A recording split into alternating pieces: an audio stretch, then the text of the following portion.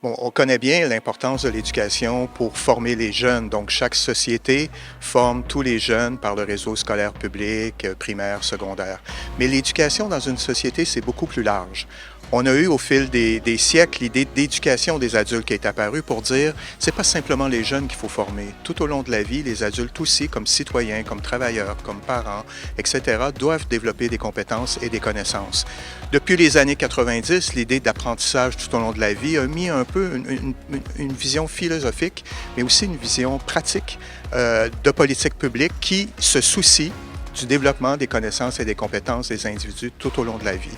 Pour une ville, maintenant, dans nos sociétés complexes, l'idée de miser sur les connaissances et les compétences des individus est essentielle. C'est un des leviers pour solutionner tous les problèmes sociaux auxquels on fait face, que ce soit la crise climatique qui implique de changer nos habitudes de consommateurs, que ce soit les inégalités sociales qui impliquent d'avoir un souci de l'autre, que ce soit le racisme dans nos sociétés qui implique de faire de l'éducation antiraciste.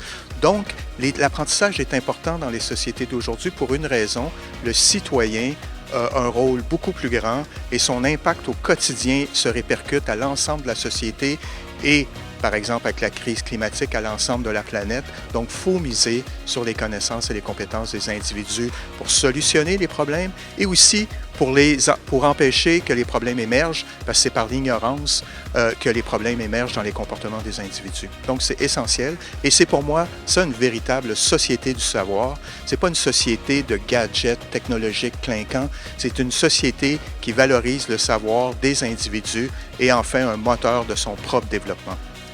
Tout dépend de ce qu'on apprend.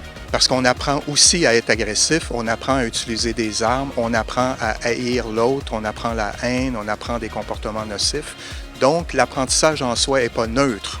Ce qui en fera une société, mettre l'apprentissage au service du développement humain, c'est d'insuffler une vision humaniste dans l'apprentissage. Autant par les contenus, que faut-il savoir aujourd'hui pour être un citoyen soucieux de sa société, de sa ville, de son quartier, de l'autre et de la planète, et comment il faut apprendre.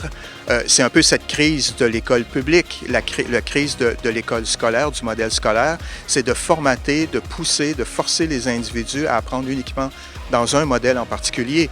Mais on a vu, et je crois que l'Italie est un modèle historiquement aussi, qu'on apprend dans la société civile, dans les organismes, on apprend par des pairs, par le compagnonnage, on apprend des métiers, on apprend dans les syndicats, on apprend dans les organismes communautaires, on apprend au quotidien de toutes sortes de manières depuis des siècles.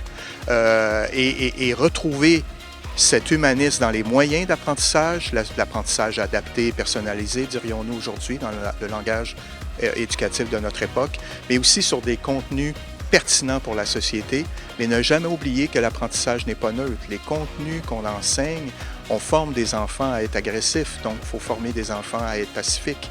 On forme des adultes à être racistes, il faut former des adultes à être connaissants et ouverts à l'autre. Donc oui, l'apprentissage peut jouer un rôle pour humaniser la société, mais l'apprentissage n'est pas intrinsèquement humaniste.